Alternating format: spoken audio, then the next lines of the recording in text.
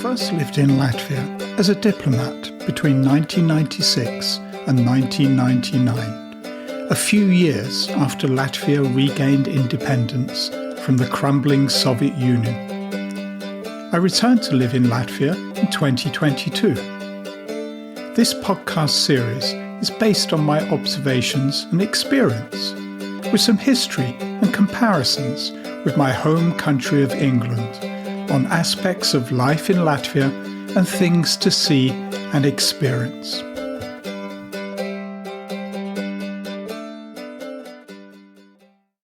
On sport. Latvia is a nation that loves sport. That isn't dissimilar to other European countries. However, for a small country of just 1.8 million people, it has achieved outstanding sporting success. We will examine that success from the country's first independence, then during Soviet times, and finally since independence was regained in 1991. We will look at the most popular sports in Latvia, some Latvia sporting heroes, and share some of the proud glory from 2023's success in ice hockey and basketball. Above all, I wanted to discover why this small country was so good at certain sports. I had a great conversation about this at the Latvian Sports Museum.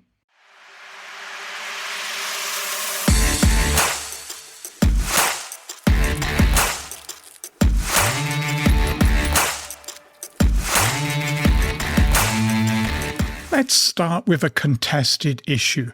What is the most popular sport in Latvia? Many people say that it is basketball, followed by ice hockey. Others will have ice hockey as the national sport of Latvia, followed by basketball. A sports marketing study conducted by international company Mediacom concluded that football is Latvia's most popular sport. As a former diplomat, I will take the diplomatic option and say they are all hugely popular sports in Latvia. Ice hockey and basketball saw incredible results at the international level in 2023. But they aren't the only sports Latvia has excelled in. Track athletics, BMX, and road cycling and tennis. Although many Latvians are very cagey about the present state of football, it is the biggest participation sport in Latvia.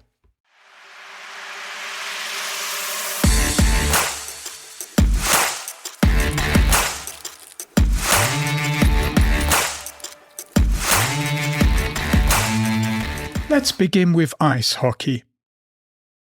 Ice hockey has been played in Latvia since 1929, and the professional league, the Latvian Hockey Higher League, has been held since 1931. There are also several amateur hockey leagues. Latvia is a member of the International Ice Hockey Federation, and its national team participated in several world championships in the 1930s and the 1936 Winter Olympic Games. After Latvia was occupied by the Soviet Union in 1940, its membership in the International Ice Hockey Federation was interrupted. Still, Latvians had a significant ice hockey role in the Soviet Union. Latvia's Dinamo Riga team was one of 11 teams which played in the first Soviet Championship tournament in the winter of 1946-47. The Latvian Haris Melups was the goaltender for the Soviet Union national team during its first international game in 1948. Latvian hockey experienced a decline in the 1960s, with Dinamo Riga being relegated from the Soviet High League to the First League and then even to the Second League. But it came back in the 1970s under coach Viktor Tikhonov, who would later coach the Soviet national team. During the 1973-74 season, Dinamo Riga returned to the Elite League, where it stayed until the end of the Soviet Union in 1991. Several Latvian ice hockey players achieved success during the Soviet era. In 1975, Viktor Hatulev of Dinamo Riga became the first ice hockey player from the Soviet Union to be chosen for the North American National Hockey League, but never had a chance to play as people from the Soviet Union were not allowed to compete for foreign teams. Helmuts Balderis was the brightest Latvian hockey forward of the 1970s and 1980s, with an all-time scoring record. He played for the Soviet national team, winning the World Championships in 1978, 79 and 83. Despite being the best forward, he was not selected for the Soviet national team for the 1984 Winter Olympics for political reasons, as the Soviet team consisted only of players from Moscow ice hockey teams. He never got that Olympic gold medal, but he played for Minnesota North Stars at age 36 in the 1989-90 season. Goaltenders Vitalis Samoilovs and Arturs Irba starred for the Soviet team in the 1980s. After Latvia regained independence in 1991, Latvia restored its membership in the International Ice Hockey Federation, and the Latvian national team returned to international competition. Their best results were 3 seventh-place finishes in 1997, 2004 and 2009, before winning their first medal as joint hosts with Finland in the 2023 tournament, where Latvia finished third. The Latvian team defeated big countries in the qualifying stages, eventually losing 4-2 to Canada in the semi-finals. I know of a few Latvians who jumped in their cars when Latvia qualified for the semi-finals and drove straight to Tampere in Finland for the match. One young relative on my wife's side slept in the car he borrowed from his mother. Mad! A day later, Latvia secured the bronze medal by beating the USA. A public holiday was declared in Latvia. My only foray into a type of ice hockey was playing broom ball for the British Embassy in Moscow team in the 1980s. A winter sport, broom ball is played by binding an old-style Russian twig broom with tape to shape it like an ice hockey stick. The tennis court is flooded and the water is allowed to freeze. Ice hockey goals are placed at either end of the court, and rather than a puck, one had a frozen tennis ball-sized rubber ball.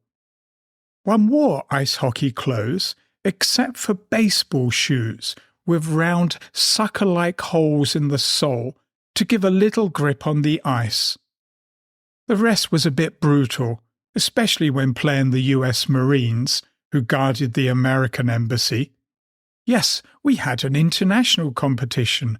Australian Embassy, the Pits, foreign journalist team, a couple of US teams, Kiwis, Canadians, and others. No Russians, though. My brother did play ice hockey and still plays roller hockey.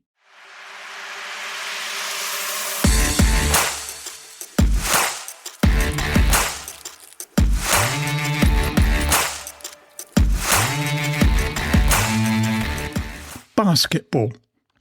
Another important sport in Latvia is basketball. I'm still taking that diplomatic line of not declaring the most popular sport. Latvia won the first International Basketball Federation European Championship in 1935 in Geneva. A 2012 Latvian film, Dream Team 1935, told the story of the success of this Latvian national basketball team. Latvia got to host the second championship in 1937, but then came the Second World War and Soviet occupation. In the Soviet period, the Latvian men's basketball team, Riga's ASK, dominated the Soviet League in the 1950s and early 1960s. In the 1960 Summer Olympics, 4 Latvians, Jānis Krūmiņš, Valdis Mužnieks, Cezārs Ozers, and Maigonis Valdmanis, were part of the silver medal-winning Soviet team.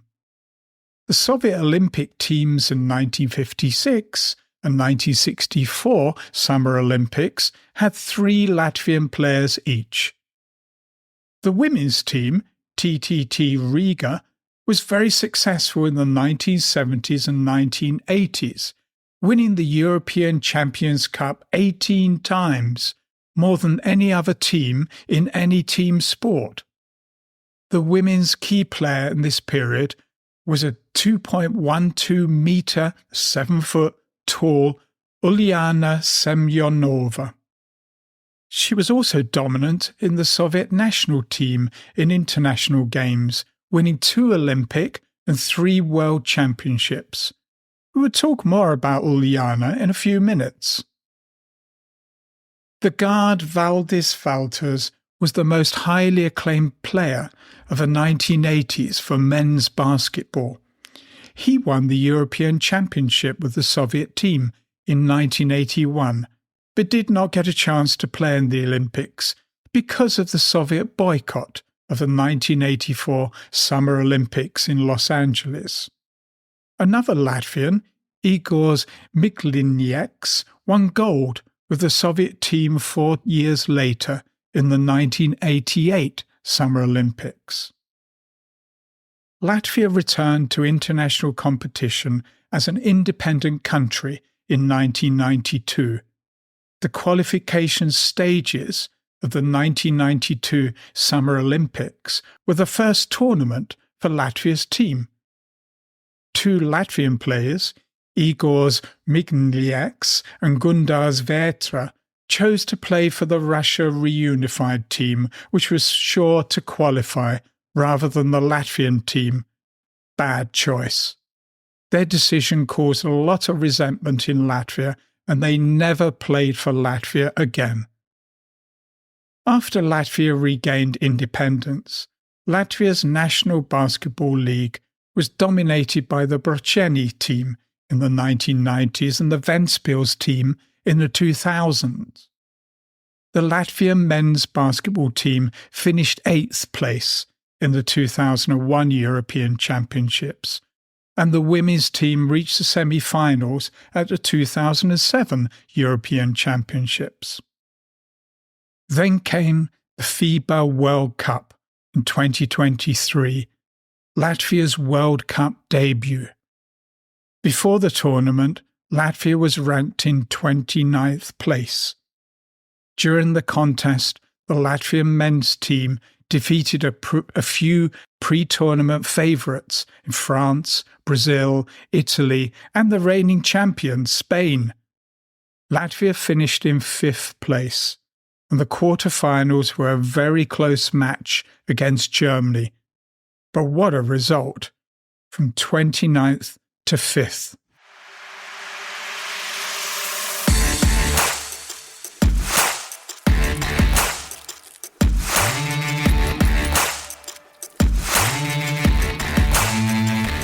Two of my Latvian sporting heroes. Māris Strombergs was born in Valmiera, Latvia, on the 10th of March 1987. Māris began riding when he was 5 years old. Riding was only a hobby for him back then. It was a great after-school activity, like a hangout with buddies, Strombergs explained. He learned that BMX would be included in the Olympic Games when he was 14. He thought it was fantastic then, but it was not something he could accomplish. Although he was a bright pupil at school, he did not complete his education, and he competed in professional BMX contests worldwide. Strombergs had already won 2 world championships before competing in the 2008 Olympics in Beijing. Even so, the 21-year-old racer wasn't considered one of the favourites. The media wrote off the young racer, even in Latvia, because they didn't think he could manage the strain. Strombergs, on the other hand, found it to be a pleasurable experience. "I just went out there and had fun and liked it," he recalled in an interview. The Latvian racer was in lane 1, gaining a clear lead and crossed the finish line in 36.19 seconds, the first person to win the BMX Cycling Championship at the Olympics. Maris Stromberg struggled to remain anonymous in his home country of Latvia after winning his maiden Olympic gold medal. In 2012, London hosted the second BMX Cycling Olympic Games. The pressure of defending his championship title was palpable. He said, "Defending the title is more difficult than winning it." Still, he took the lead when another rider stumbled on the first turn. After victory in Beijing, Strombergs lifted his hands. But in London, the first thing he did was yell. His hard work over the previous 4 years had paid off, and the pressure to keep the championship title for another 4 years seemed to fade away. He said, "All I wanted to do was let it all out. I had a pretty rough year leading up to the Olympics, you know, with all the pressure and everything." Upon returning from the 2012 Olympics, he was greeted by thousands of fans in his hometown of Valmiera. In 2018, Maris announced his retirement and now coaches younger riders, runs a profitable merchandise business, and spends lots of time with his family. My first serious sport was cycling. I used to race at the Crystal Palace circuit for Vélo Club de Londres. It was run for disadvantaged London youth in Brixton and Peckham, where I was born. I had a junior and then a Cat 3 racing licence, but never achieved much success. I bought a motorbike when I started working. However, a relative on my wife's side competed in the European Junior BMX Championships, and then the World Championships in America, and did really well. A fantastic achievement for a young Latvian girl from Jelgava. Uljana Larionovna Semyonova was born on the 9th of March 1952 in Zarashai in Lithuania, the closest hospital to where her parents lived near Daugavpils in Latvia. She is a Latvian basketball player of Russian descent who competed for the Soviet Union. Standing at least 2.13 meters, that's 7 foot, tall, Semyonova was the world's leading women's basketball player in the 1970s and 1980s. Wearing a men's size 58 EU shoe, she was known for having the largest feet ever in women's basketball. You can see her personally made Adidas basketball shoes in the Latvian Sports Museum, which I will discuss soon. For almost all of her playing career, she played for TTT Riga, part of the Daugava Voluntary Sports Society. With TTT, she won 15 championships in the Soviet Union and the European Champions Cup 15 times. Semyonova was also dominant internationally, winning 2 Olympic gold medals while playing for the Soviet Union in 1976 and 1980, and never losing a game in an international competition. That is some achievement. She was awarded the Soviet Order of the Red Banner of Labour in 1976, and in 1993 she became the first non-US woman enshrined in the Basketball Hall of Fame. In 2007, she was enshrined in the FIBA Hall of Fame. During the 2007 Latvian Sports Personality of the Year awards ceremony, Semyonova received the Lifetime Contribution to Sport Award. Honestly, you can't get much better than that.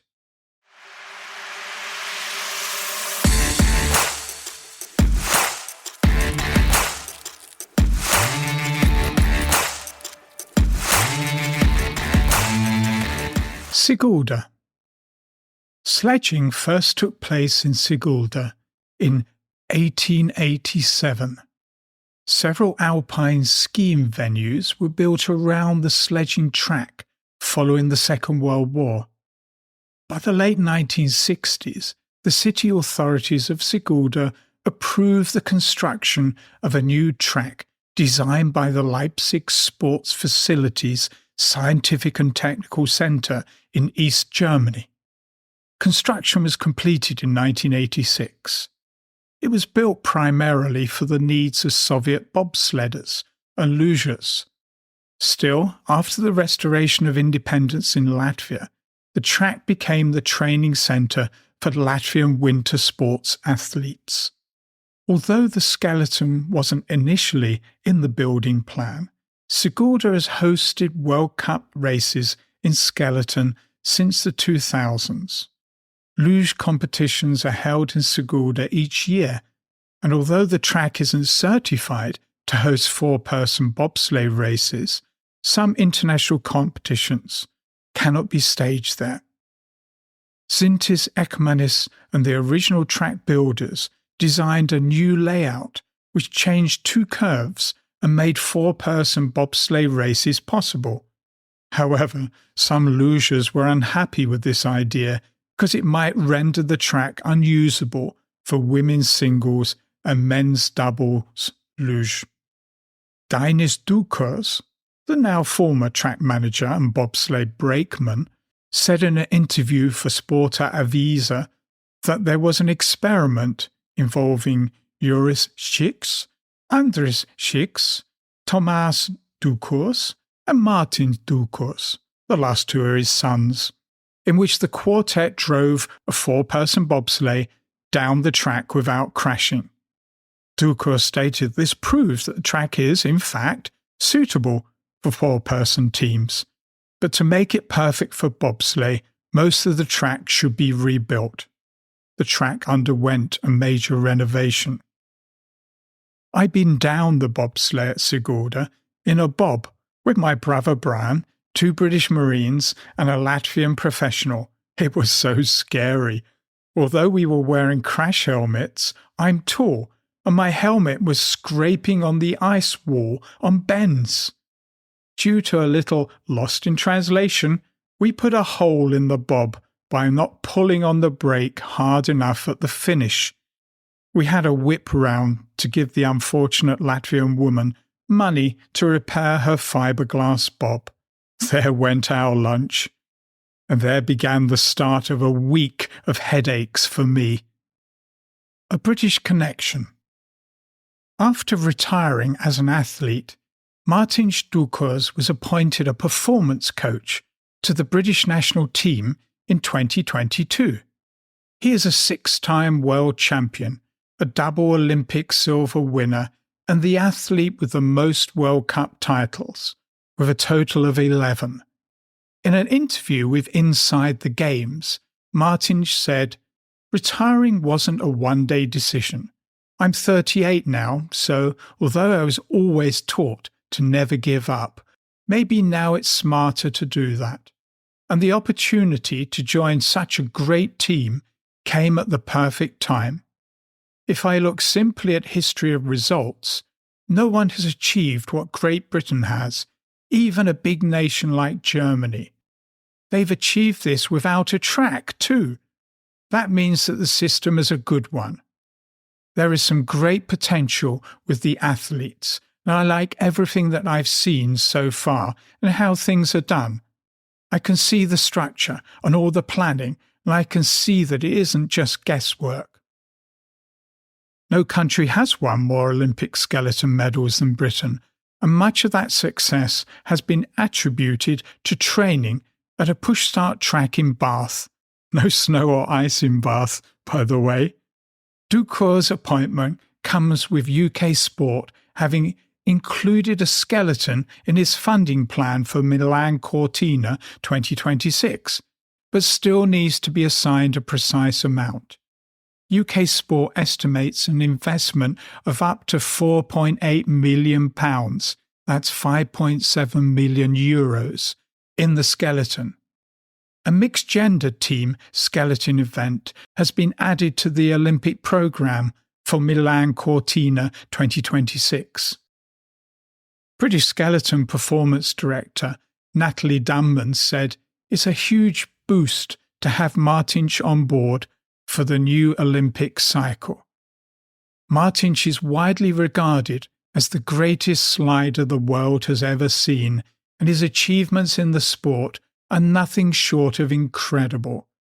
He was understandably in high demand, so we are absolutely delighted that he has chosen to buy into what we are trying to achieve and begin his coaching career with us.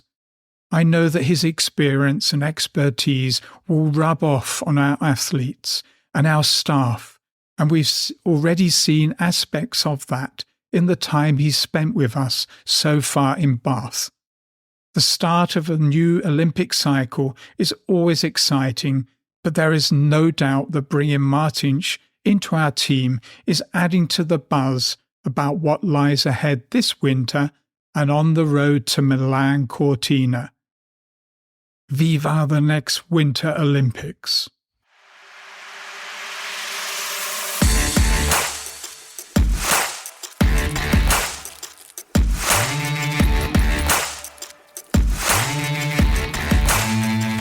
Latvian Sports Museum. I visited the Latvian Sports Museum on Rats Laukums 1 in the old town of Riga. This small museum has some lovely exhibits. Some things I enjoyed.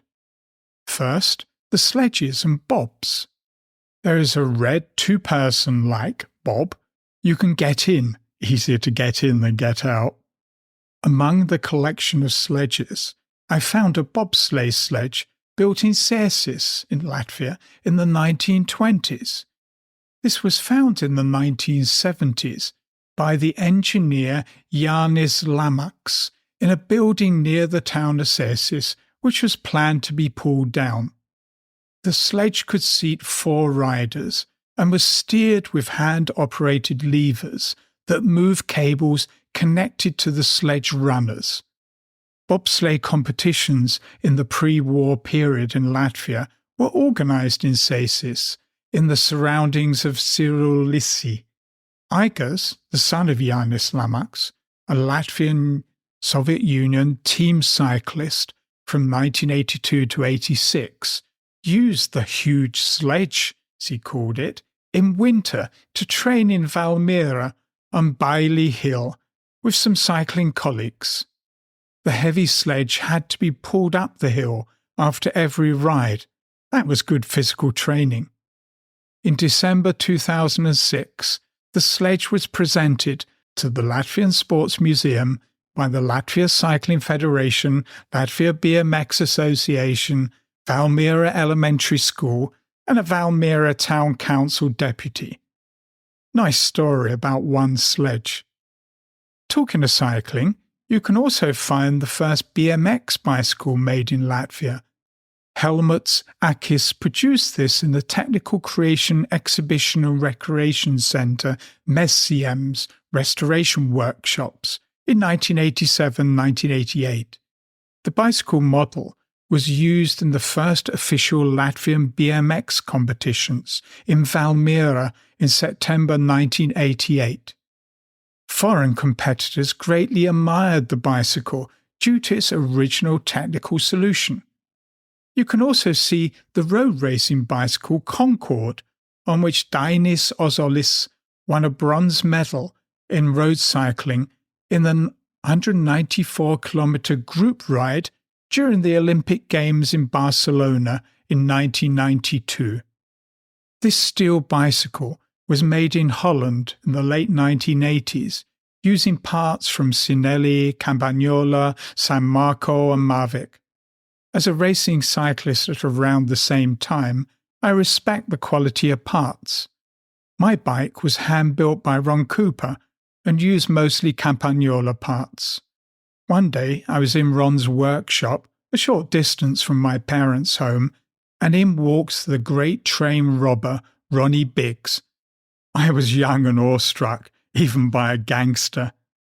The last memory from the museum was the long-distance runner Yelena Selnova Prokopowka's Boston Marathon and La Telecom 2016 Riga Marathon competition sports kit, and 2016 Rio Olympic Games competition shoes. Until about 7 years ago, I was a competitive long-distance runner. I ran the Jomla Half Marathon, which was a fine race. We were about to walk along the beach afterwards with my wife when we heard my name being called. I had won an age group prize and was required to be on the podium. I am now familiar with the sporting success of this small nation, but I desperately wanted to discover why Latvia is so good at certain sports. I talked to Ieva Sniedze, collection keeper at the Latvian Sports Museum. For a small country, why is Latvia so good at certain sports? It's not a simple question. It's quite complicated because it's connected with our history. We were peasants for centuries, and it is physically hard work. It's our genetics, may I say. It goes now in sports field.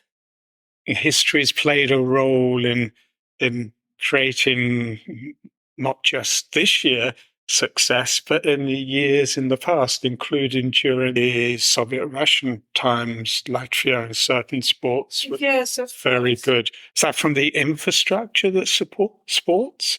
Or is it a natural sporting attitude, as you were saying, about people hardworking, exercising? First, it was just a will. Mm-hmm. There was no infrastructure for power building, for weightlifting, for Greek or Roman fighting. But these were the first sports where Latvians came professional. Mm-hmm. It was beginning of 20th century. The first Latvians, for example, in the Olympics were in 1912 in Stockholm, in shooting. The first bronze medal.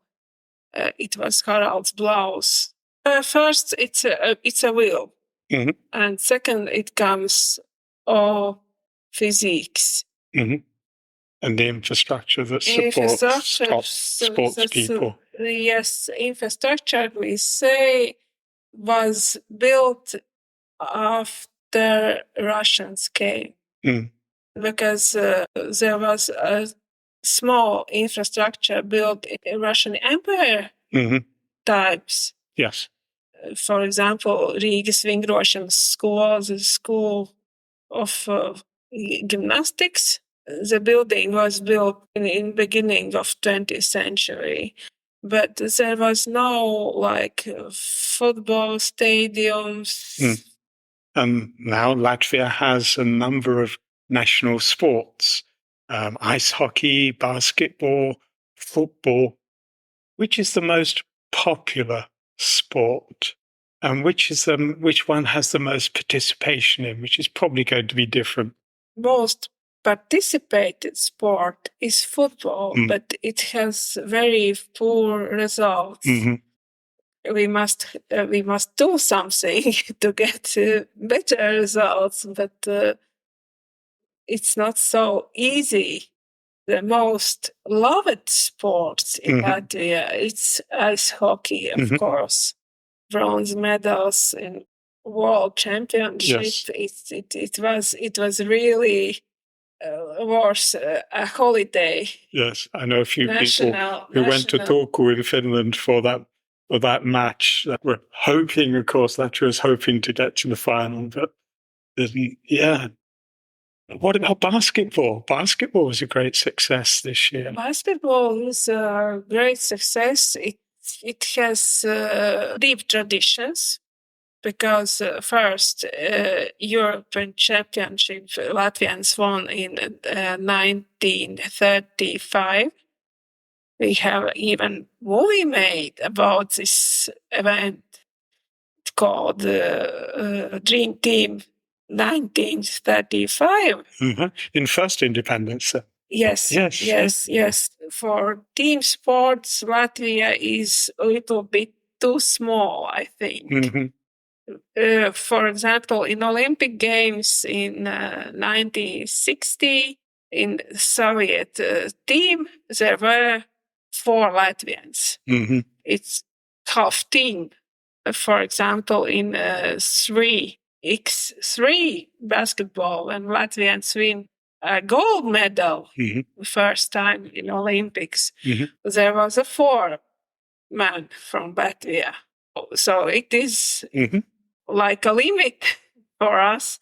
But for football, for example, 11 players, it's too large for Latvians. Mhm. A country of 1.8 million people, yes. Yes. What about some of the more individual sports that Latvia's had quite a lot of success in, like BMX, like rally motor racing, tennis, athletics?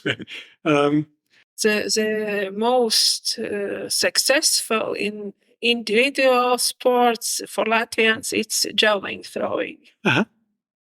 We have gold medalists, we have silver medalists in Olympic Games, bronze medalists as well. It's Latvian, very Latvian sport. Mm-hmm. Yeah. All-time champion javelin sports is Jānis Lūsis. He won gold in Mexico. Mm-hmm. He won silver in Mud. Yeah. Yeah.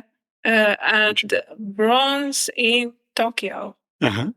So, wow. So for a long period of time. Yeah, full range of medals he got in Olympics. So, great champion. Mm-hmm. First gold medal for Latvians at all history of Olympics was also in javelin throwing. Mm-hmm. It was a lady, Mm-hmm. Inese Jaunzeme, Mm-hmm. in Melbourne in 1956. I didn't know that. It's nice to know.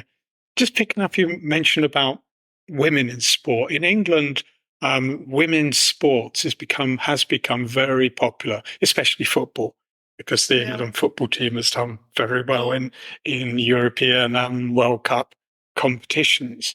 Is that the same in Latvia? As women's sport increased in popularity, either in participation or in the more professional or very good amateur sport? After Second World War, in Latvia there was few women teams, like basketball team, TTT, who won, I think, 6 times European Championship. So women's sports was really high level, including team sports. Like basketball and volleyball as well. Who is your sporting hero? My sporting hero? It's a very good question. Not easy to answer. But I think Uljana Simjonova, the basketball player, twice made a gold medal in Olympics. She could be my hero. And she put a great job training and in game. She gave everything for game. How does the Latvian Sports Museum celebrate these great Latvian sports heroes? We try to explore, to show their memorables in the exhibitions. For example, traveling exhibitions for schools. About, for example, first Olympic champion Latvia Ines Jaunzeme, about Uljana Semjonova as well. And we celebrate, like museum could celebrate these sports events and sport personalities. And as you said to me, that all of the exhibits here are originals, the running kit and all the other things. They're not copies, but they're actual originals from many years ago of great achievements by Latvians in sports. Yeah, it's a really interesting museum with lots of information around. Permanent exhibition was made 2018 for 100 years of Latvian Republic. Yes. Some actual information, like for example, for Peking Olympic Games and winter sports, it's a different story a little bit because we have Sigurd mostly. Yes, I've been down there. It was an experience. Yes. Not popular to say, but it's thanks for this infrastructure to one man in Latvia. It's Daumans Natnais. He was like a minister of sport at that time in 80s before collapse of Soviet Union. Yes. Because without infrastructure, these sports cannot exist. There is one more hero I didn't mention, and one sport I didn't mention. Yes. Latvians are great in speed walking. We have our first vice champion in Olympics in 1932. It was Jānis Daliņš. And in fact, he was the first local superstar in sports in Latvia.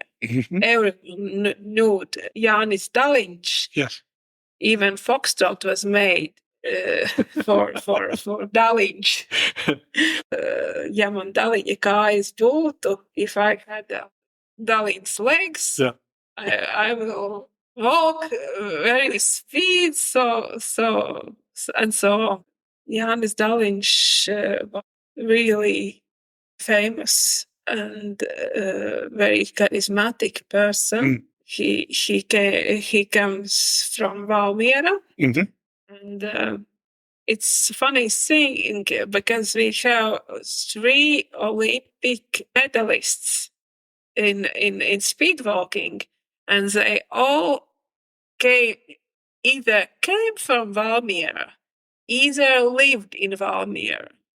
It's a small town in the center of Vidze, the region of Latvia. Yes. Valmiera does have the infrastructure for sports. There's a wonderful stadium there, and hotel and complex. It's called in the name, in honor of Jānis Daliņš. I stayed there, but I didn't know that. Yeah. Thank you very much indeed.